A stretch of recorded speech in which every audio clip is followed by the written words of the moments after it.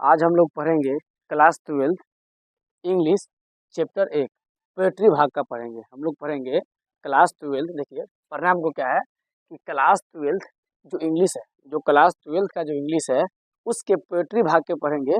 Chapter 1 पढ़ेंगे। क्या पढ़ेंगे हम? चैप्टर 1 पढ़ेंगे, जिसका नाम क्या है? Sweetest love I do not गोई। नाम क्या है? Sweetest love I do not गोई। देखिए स्वीट मतलब होता है मीठा, क्या होता है? Sweetest love I do not go मतलब कारागति हम अपने प्रिय प्रेमिका के बारे में पढ़ेंगे। ठीक, मतलब कारागति sweetest love I do not go मतलब हम अपने प्रिय लव को छोड़ के जाना नहीं चाहते, उसके बारे में हम लोग आज पढ़ते हैं। सबसे पहले हम लोग पढ़ेंगे कवि परिचय, जो पोएट है उसके बारे में हम बायोडाटा के बारे में समझेंगे। आखिर क्या थे, कैसे लिखे, नहीं लिखे, उसके बारे में हम लोग समझेंगे। देखिए पढ़ते हैं, sweetest love I do not go. इसका जो राइटर है, पोएट है, उसका नाम क्या है? John Donne. जो पोएट है उसका नाम क्या है? John Donne. जो sweetest love I do not go, जिसका पोएट कौन है? जॉन डन है। मतलब यह जो पोएट है किसके द्वारा लिखा गया है? जॉन डन के द्वारा लिखा गया। ठीक, देखो दिस इज मेटाफिजिकल पोयम मतलब यह जो पोयम है, यह जो कविता है वह क्या है? एक मेटाफिजिकल पोएट है। यह एक आध्यात्मिक कविता है। क्या है? एक आध्यात्मिक कविता है। कहा देखो दिस इज मेटाफिजिकल पोयम मतलब यह जो पोयम है, यह जो कविता है स्वीटेस्ट लव आई नॉट गोई, क्या है? मेटाफिजिकल पोयम है मतलब एक आध्यात्मिक कविता है। एक क्या है? एक आध्यात्मिक कविता है। क्या है? एक आध्यात्मिक कविता। ठीक, कारागति जॉन्डन के बारे में हमको पढ़ना है इसमें। कारागति हिज बॉर्न मतलब उसका जो जन्म हुआ है। आखिर जॉन्डन लिखा है तो कभी न कभी तो जन्म हुआ होगा, वही कारागति हिज बॉर्न, उसका जो जन्म हुआ है कारागति 1572 इन लंदन। मतलब कारागति जॉन्डन का जो जन्म हुआ है कब हुआ है? 1572 ईस्वी में हुआ है, जो कि लंदन में हुआ है, यूनाइटेड किंगडम में हुआ है। कहते यूनाइटेड किंगडम, किंगडम मतलब क्या हुआ है? लंदन में इसका जन्म हुआ है। हिज डाइड मतलब उसका जो मृत्यु है, इंतकाल, उसका जो मृत्यु है, देहांत है, जो कब हो गया? वो हो गया 1631 1631 में। कहाँ हो गया? लंदन में ही हो गया। मतलब उसका जो मृत्यु कब हो गया? 1631 लंदन में हुआ। मतलब जो जॉन्डन साहब है उसका जन्म कब हुआ था? 1572, लेकिन उसकी मृत्यु कब हो गई? 1631 में। क्या हो गया? लंदन में उनका जन्म हुआ और लंदन में उनका क्या हो गया? मृत्यु हो गया था। ठीक, अब इन्होंने जब कोई पोयम लिखा है, इसका मतलब कहीं ना कहीं से पढ़ा होगा, बगैर पढ़े तो लिख से नहीं सकता है। अब देखिए इन्होंने क्या पढ़ा हुआ, कहाँ से पढ़ा हुआ है, इसके एजुकेशन के बारे में हम लोग पढ़ेंगे, इनके शिक्षा के बारे में पढ़ेंगे। आखिर यह कहाँ तक पढ़ा, कहाँ से पढ़ा। देखिए कारागति यूनिवर्सिटी ऑफ ऑक्सफोर्ड बहुत बड़का यूनिवर्सिटी है, बहुत बढ़िया यूनिवर्सिटी है। यूनिवर्सिटी ऑफ ऑक्सफोर्ड बहुत नामी गामी है, दुनिया में बहुत सारा चर्चित यूनिवर्सिटी है। इसका नाम क्या है? University of Oxford. यहाँ से इन्होंने पढ़ाई किया है। सोच लो, यूनिवर्सिटी ऑफ ऑक्सफोर्ड मतलब इन्होंने पढ़ाई कहाँ से किया? पहले यूनिवर्सिटी ऑफ ऑक्सफोर्ड से किया है। फिर देख लीजिए यूनिवर्सिटी ऑफ कैम्ब्रिज मतलब इन्होंने ऑक्सफोर्ड यूनिवर्सिटी साथ में कैम्ब्रिज यूनिवर्सिटी से पढ़ाई किया। मतलब यह जो यूनिवर्सिटी है इसमें पढ़ने के लिए करोड़ों फी लगता है, करोड़ों की मात्रा में क्या लगता है? फी लगता है। अब बहुत बेहतरीन तरीका से, बारीकी तरीका से, तर्क के साथ इसमें पढ़ाया जाता है। वहाँ से इन्होंने दुनिया के नंबर 1 और 2 नंबर पर, 1 और 2 नंबर के यूनिवर्सिटी है ऑक्सफोर्ड और कैम्ब्रिज है, यहाँ से इन्होंने पढ़ाई किया है। देखो क्या कहते हैं एजुकेशन के बारे में। एजुकेशन मतलब जो जॉन डन साहब है वह यूनिवर्सिटी ऑफ ऑक्सफोर्ड से, यूनिवर्सिटी ऑफ ऑक्सफोर्ड से क्या किया है? पढ़ाई किया है। साथ ही यूनिवर्सिटी ऑफ कैम्ब्रिज मतलब इन्होंने यूनिवर्सिटी ऑफ कैम्ब्रिज से भी क्या किया है? इन्होंने पढ़ाई किया है। ठीक, अब देखिए इसके फादर मतलब इसके जो पिता है आखिर कौन है, इनको जो जन्म दिया है वह कौन है? देखो कारागति हिज फादर जॉन, क्या था? जॉन। देखिए किसी का भी पिता यदि बहुत धनी मनी हो तो बेटा बनता है डॉन। बेटा बेटा क्या बनता है? डॉन। पिता थे जॉन, बेटा बन गया डॉन। मतलब कवि का नाम क्या हो गया? John Donne. क्या हो गया? John Donne. पिता क्या है? जॉन, और बेटा में क्या लग गया? डॉन। मतलब पोएट का नाम क्या है? John Donne. And his mother Elizabeth एवं उसकी जो माँ का नाम है, उसकी जो मम्मी के नाम है, जॉन डन की जो मम्मी के नाम क्या है? एलिजाबेथ। मतलब उसकी मम्मी के नाम क्या है? एलिजाबेथ है। मतलब जो जॉन डन साहब है इसकी माता का नाम क्या है? एलिजाबेथ। पापा का नाम क्या था? जॉन। पापा का नाम क्या था? जॉन। पोएट का नाम क्या है? John done. एंड उसकी मदर का नाम क्या है? एलिजाबेथ। फिर देख लीजिए उसके वाइफ, है उसके वाइफ के नाम, उसके पत्नी का नाम, उसके पत्नी के नाम है एन्ने मोर। मतलब जॉन डन जो साहब है उसके पत्नी के नाम क्या है, एन्ने मोर है। जॉन डन के पत्नी के नाम क्या है, एन्ने मोर है। फिर समझ लीजिए जॉन डन के पिता क्या है, जॉन है। उसके मदर कौन है, एलिजाबेथ। उसकी वाइफ कौन है, एन्ने मोर। बिलव्ड उसकी प्रेमिका थी, कौन थी, उसकी प्रेमिका थी। उसकी प्रेमिका कौन है, एन्ने मोर। ये जितना कहानी हम लोग पढ़ रहे हैं सब किस पे लिखा हुआ है, एन्ने मोर पर ही लिखा हुआ है, जो उसकी क्या है, प्रेमिका है। एंड इसका एक भाई भी है, ब्रदर है, इसका नाम क्या है, हेनरी। मतलब हेनरी जो है किसका भाई है, जॉन डन का भाई है। हेनरी जो है किसका भाई है, जॉन डन का भाई है। ठीक, अब देख लीजिए इनके द्वारा कुछ इंपोर्टेंट वर्क्स किया गया है, महत्वपूर्ण कार्य किया गया है, जिसको हम लोग यहाँ जानते हैं। देखिए हिज इम्पोर्टेंट वर्क, मतलब उसका जो महत्वपूर्ण कार्य था उसके बारे में हम लोग समझेंगे। कराथी सॉन्ग्स एंड सन्नेट, मतलब कराथी सॉन्ग्स एंड सन्नेट जो लिखा उन्होंने कब प्रकाशित कब हुआ, 1911 में। मतलब इन्होंने लिखा है, पोएम का नाम लिखा हुआ क्या चीज, सॉन्ग्स एंड सन्नेट। कब लिखा, 1911 में। फिर क्या उन्होंने क्या लिखा, सरमन इन्होंने लिखा हुआ। फिर देखिए स्टायर्स एंड द लीजन इन्होंने कविता लिखा हुआ है। इतना सारा देखो इन्होंने बहुत सारा लिखा हुआ, लेकिन तीन का नाम यहाँ पे जो अक्सर पूछा था एग्जाम में, 12th के एग्जाम में, हम यहाँ लिख दिए हैं। फिर देख लीजिए हिज रिलीजन, मतलब उसका कास्ट, उसका रिलीजन, जिस प्रकार भारत में होता है ना कि हिंदू है, मुस्लिम है, सिख है, ईसाई है, उसी प्रकार यह यूके के था, इंग्लैंड के था। आखिर उसका रिलीजन क्या था। अब ऐसा नहीं कि इंडिया में यदि हिंदू मुस्लिम है तो सब जगह हिंदू मुस्लिम हो जाएगा, ऐसा बात नहीं होता है। सब जगह अलग अलग धर्म संप्रदाय के मानने वाले लोग रहते हैं। वही कहा थी हिज रिलीजन, रिलीजन मतलब होता है कास्ट, जिस प्रकार का होता है ना कास्ट, हिंदू मुस्लिम पासवान राउत, उसी प्रकार क्या होता है देखो रिलीजन, उसका रिलीजन क्या है, रोमन कैथोलिक फैमिली। मतलब उसका जो फैमिली है, उसका जो परिवार है, किससे बिलोंग करता है, रोमन कैथोलिक फैमिली से बिलोंग करता है।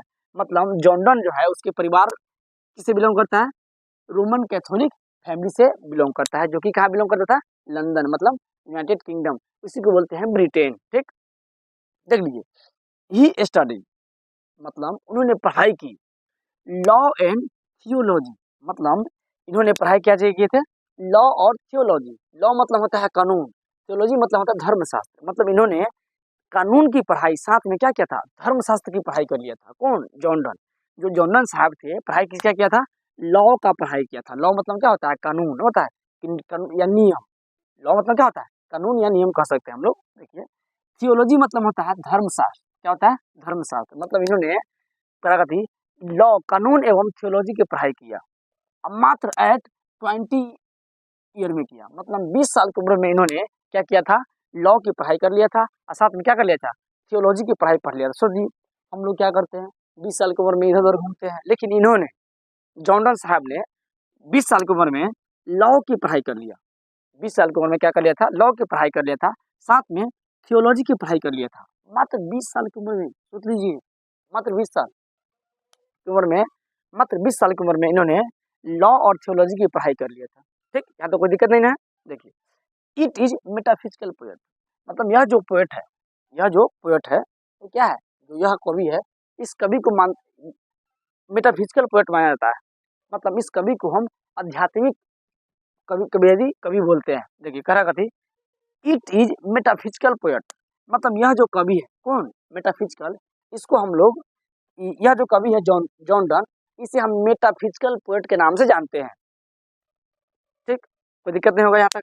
देख लीजिए John Donne entered Oxford university, कहाँ थी, जो जॉन डन है जो इंटर कर गया कहाँ, ऑक्सफोर्ड यूनिवर्सिटी में। कहाँ कर गया, ऑक्सफोर्ड यूनिवर्सिटी में, एट एज 11 ईयर ओल्ड, मतलब मात्र 11 साल की उम्र में, मात्र 11 साल की उम्र में इन्होंने कहाँ प्रवेश कर गया था, ऑक्सफोर्ड यूनिवर्सिटी में। सोच लीजिए जो जॉन डन साहब है मात्र 11 साल की उम्र में कहाँ प्रवेश कर गया, ऑक्सफोर्ड यूनिवर्सिटी में। ठीक, देखिए मेंस इन्होंने बोला था कि men's power is very weak, मतलब जो मेंस का पावर होता है क्या होता है, वीक होता है। ये क्या किया, जो क्वेश्चन है जो पूछता है एग्जाम में कि man power is dash dash dash, क्या होगा, मैन पावर इज वीक, मतलब मैन का जो पावर क्या होता है, वीक होता है। ठीक, देखिए John Donne become a member of parliament in 1601, मतलब जो जॉन डन साहब है इन्होंने पार्लियामेंट में पहुंच गया, मतलब पार्लियामेंट के इन्होंने सदस्य बन गया। कब बना, 1601 में।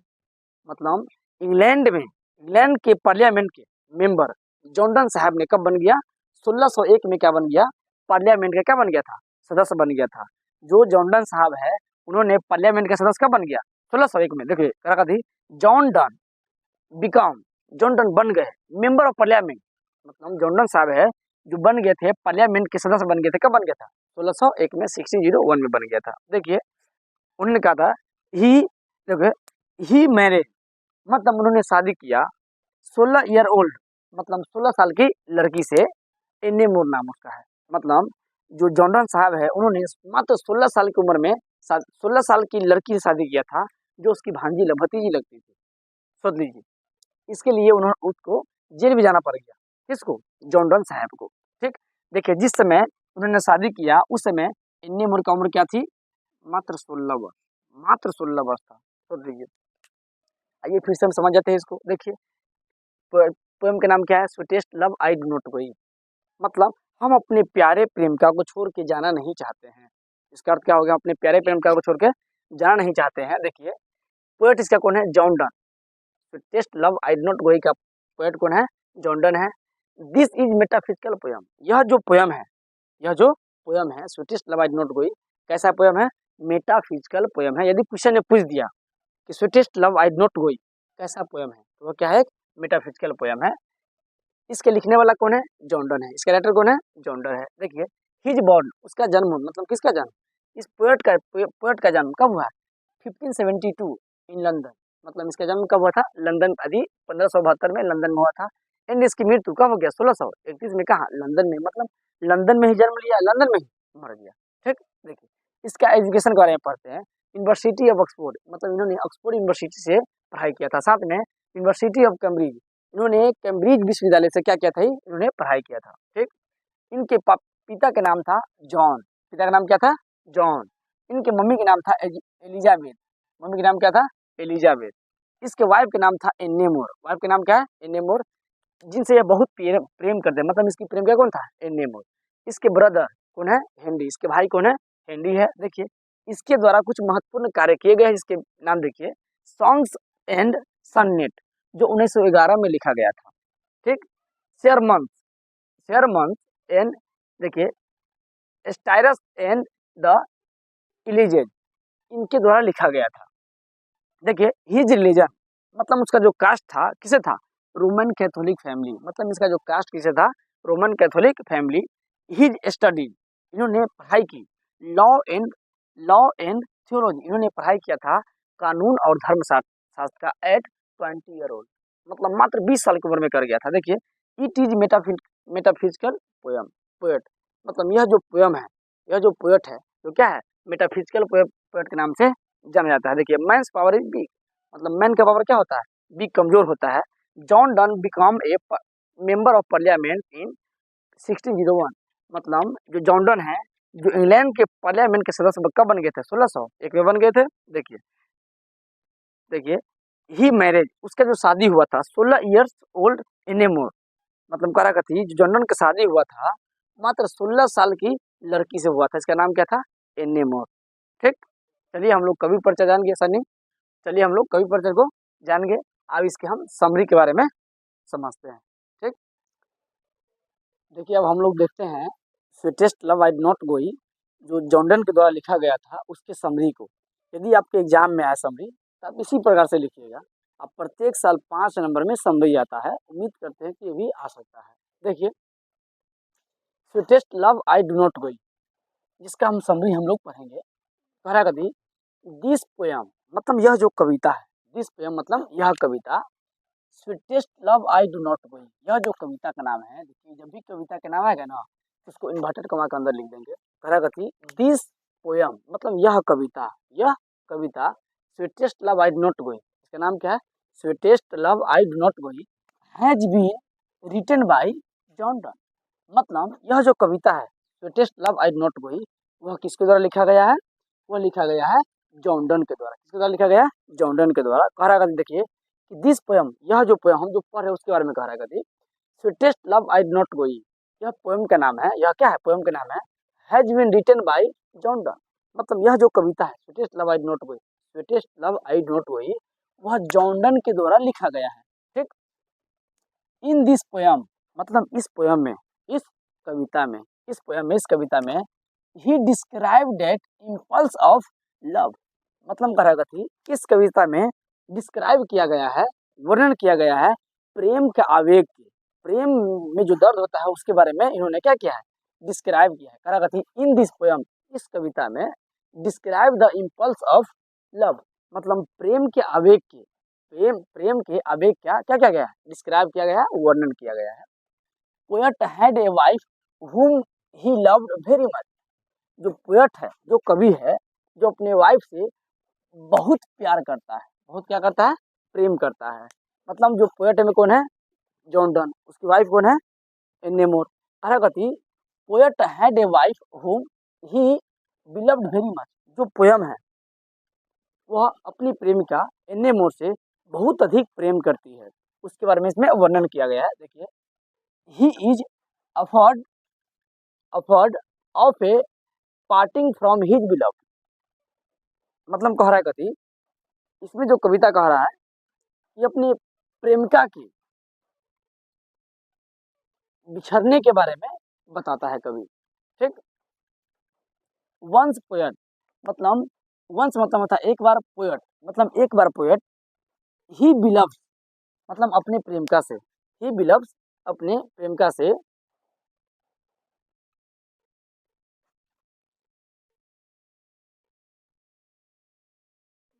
देखिए कह रहा थी वंस पोएट टोल्ड, देखिए यहाँ टोल्ड होगा, टोल्ड, कह रहा थी वंस पोएट मतलब एक बार पोयम, टोल्ड हिज बिलव्ड मतलब एक बार पोयम, जो पोएट है, जो कवि है, अपने प्रेमिका से कहते हैं कि डियर मतलब प्रिय, I want to go somewhere far and feel some land because if in the future any time it happen that I have to live without you, मतलब कह रहा है पोएट, कह रहा है कि देखिए कह रहा है कि आई वांट टू मतलब मैं चाहता हूँ, आई वांट टू गो मैं जाना चाहता हूँ, somewhere far and feel loan lines, मतलब कह रहा है कभी कभी कह रहा है कभी यदि हमको भविष्य, यदि कभी हमको, यदि कभी हमको, कभी कह रहा है कभी, देखिए आई वांट टू गो मैं जाना चाहता हूँ, समवेयर कहीं भी, मैं कहीं भी जाना चाहता हूँ, कि मैं कहीं भी जाना चाहता हूँ, फॉर एंड फील और कहीं जाके महसूस करना चाहता हूँ, लोन लाइन बिकॉज क्योंकि, इफ मतलब अगर, इफ अगर, इन द फ्यूचर यदि कभी भविष्य में ऐसा होता है, एनी टाइम किसी भी समय, in if in the future, यदि, इफ मतलब अगर, इन मतलब में, फ्यूचर मतलब भविष्य, मतलब भविष्य में, अगर भविष्य में, एनी टाइम कभी भी, कभी भी, इट हैपन ऐसा होता है कि that I have to live without you, यदि ऐसा होता है कि तुम्हारे बिना हमको रहना पड़ जाए, या हमारे बिना तुमको रहना पड़ जाए, कभी कह रहे I have to live without, मतलब कह रहा मैं जीना चाहता हूँ, विदाउट यू विदाउट तुम्हारे बिना, मतलब कह रहा मैं जीना चाहता हूँ तुम्हारे बिना, how will I feel without you, और कह रहा थी मैं कैसा फील करता हूँ, मैं कैसा महसूस करता हूँ, कभी कह रहा है कि हम आपसे दूर जाना चाहते हैं और ये बात को महसूस करना चाहते हैं कि आपसे दूर रहकर हमको कैसा अनुभव होता है, हमको कैसे तकलीफों का सामना करना पड़ता है, यह कवि अपनी फीलिंग को, अपने आवेग को बताता है इसमें।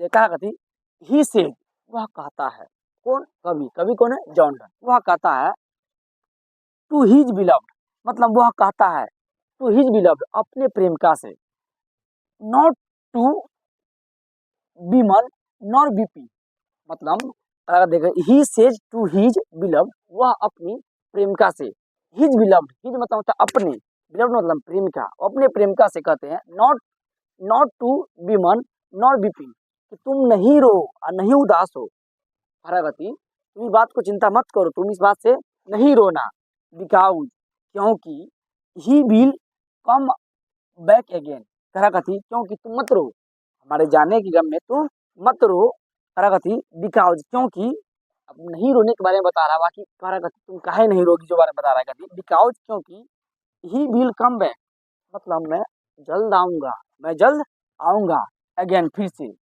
इन हर लाइफ तुम्हारे जीवन, तुम्हारे जीवन में मैं फिर से आऊंगा। एज द, देखो उन्होंने एग्जाम्पल कितना जबरदस्त देता है। कभी कहा है कथी, तुम मेरे बिना मत रोना क्योंकि मैं जल्द आऊंगा, फिर से मैं आऊंगा। और उन्हें एग्जाम्पल देता है एज द सन, जिस प्रकार सन, जिस प्रकार जो सूरज होता है वो सेट इन द इवनिंग, शाम के समय कहीं चला जाता है, डूब जाता है। मतलब कह रहा है, कभी कह रहा है कभी कि जिस प्रकार जो सन होता है शाम के समय कहीं चला जाता है, डूब जाता है। एंड फिर rise rise in the morning, और फिर सुबह क्या होता है, आ जाता है, उग जाता है। फिर क्या होता है, उग जाता है। देखते हैं सूरज का जो सूरज होता है भोरे के समय क्या होता है, आ जाता है, शाम में क्या होता है, डूब जाता है। वही कह रहा है कथी, पोएट कह रहा है कथी, तो जॉर्डन साहब अपनी प्रेम का इन्ने मोड़ से कह रहा है कथी कि जिस प्रकार यह प्रिय, जिस प्रकार सूर्य क्या करता है, शाम में कहीं चला जाता है, डूब जाता है, और फिर कल होकर वापस रिटर्न आता है, उसी प्रकार हम तुम्हारे जीवन से जाना चाहते हैं लेकिन फिर वापस भी चले आएंगे। ही सेज हिज बिलव, ही सेज वह कहते हैं, हिज बिलव अपनी प्रेमिका से। ही सेज मतलब वह कहते हैं, ही मतलब वह, सेज मतलब कहना, वह कहते हैं। हिज हिज मतलब अपने, बिलव मतलब प्रेमिका, अपने प्रेमिका से कहते हैं। It does not mean I feel boring with you, अरे कथी वो अपने प्रेमिका से कहता है कथी, ही सेज वह कहता है, हिज बिलव्ड अपने प्रेमिका से। It does not mean I feel boring with you, तुम ऐसा नहीं समझना कि हम तुम्हारे साथ, देखो it does not mean I feel boring with you, तुम ऐसा मत समझना कि हम तुम्हारे साथ रह के बोरिंग फील कर रहे हैं, बोरिंग फील कर रहा हूँ, ऐसा मत समझना कभी भी। और डू नॉट लाइक यू, और हम तुम्हें पसंद नहीं करते हैं, ऐसा बात नहीं है। हम बस यह जानना चाहते हैं कि तुम्हारे बिना रह के, अलगे रह के हम कैसा महसूस करते हैं। करा कथी, actually I love you,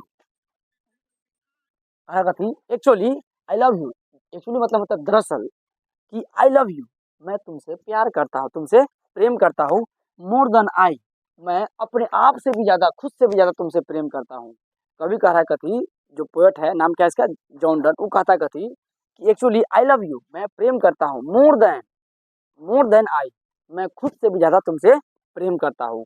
so in any absence, इसीलिए मेरे अनुपस्थिति में, जब हम नहीं रहेंगे तब, सो इन माई अब्सेंस मतलब मेरे अब्सेंस में, मेरे अनुपस्थिति में, प्लीज डोंट कृपया नहीं, beep because if you beep, करेगा थी कि मेरे अब्सेंस में कृपया आप नहीं रोइएगा। अपने पत्नी को समझा रहा है, अपने प्रेमिका को समझा रहा है, जब हम नहीं रहेंगे तो तुम रोना नहीं। क्या याद पड़िए, जब मम्मी को आ जाता है कहीं बाहर, मानी कहीं चला गया खेलते ना, बोलता है वो हम जब तक नहीं रहेंगे तू रोना, डरना नहीं।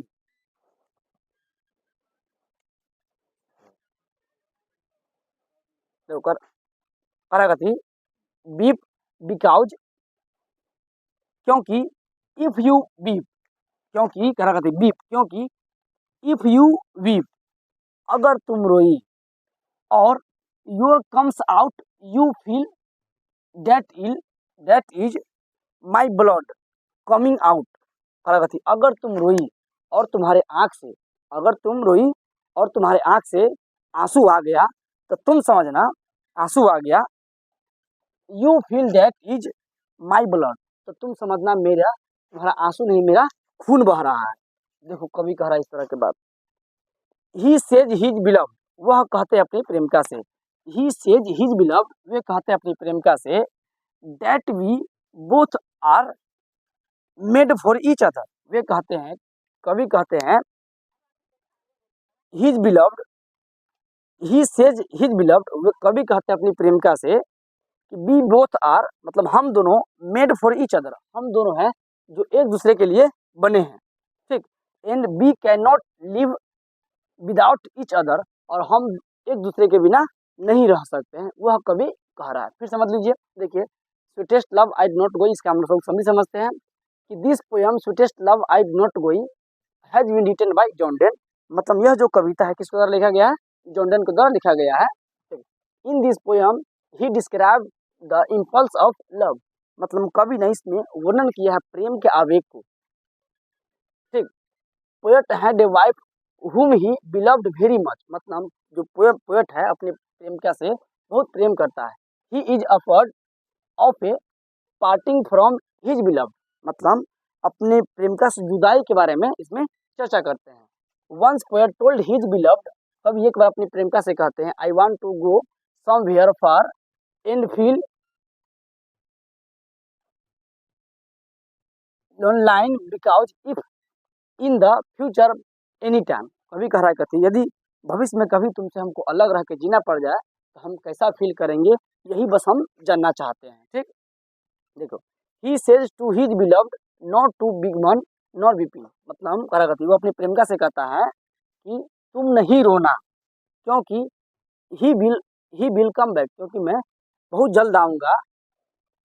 कह रहा थी as the sun set in the evening and rise in the morning, जिस प्रकार जो सूरज होता है वह क्या करता है कि शाम के समय कहीं चला आता है और फिर भोरे क्या होता है रिटर्न आता है, उसी प्रकार मैं आऊँगा। Actually I love you more than, actually दरअसल मैं तुमको अपने आप से ज़्यादा प्रेम करते हैं। So in my absence please don't weep because if you weep my yours come out you feel that is my blood coming out. कहा कहती यदि तुम रोई मेरे अब्सेंस में तो तुम्हारे आंख से जो आंसू गिरेगा उसको तुम आंसू मत समझना कि वह मेरा खून है, ब्लड है। ही सेज हिज बिलव्ड, वह अपनी प्रेमिका से कहता है that we both are made for each other, हम एक दूसरे के लिए बने हैं। And we can not live without each other, और हम दोनों एक दूसरे के बिना नहीं रह सकते। ठीक है, उम्मीद करते हैं कि यह बात आपको समझ में आ गया होगा। यदि कोई समस्या हो इसमें, यदि किसी सवाल में दिक्कत हो तो आप हमें जरूर कमेंट कीजिएगा। ठीक, धन्यवाद।